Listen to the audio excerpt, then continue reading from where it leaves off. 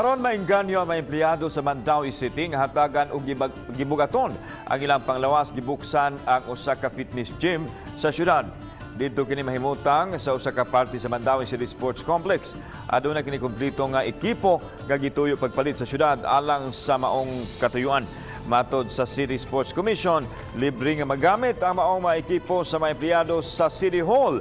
Labi na ang mga health and rescue departments kay kinahanglan kaayo nila kini mamahimo sa makagamit ang dili empleyado apan kinahanglan magpamiyembro og schedule ang paggamit.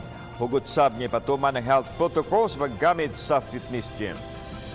Nangita mig paagi nga pagka-ehersisyo gapon, especially ang mga taga-empleyado sa gobyerno kay they are most exposed to public, so they need to have a good immune system.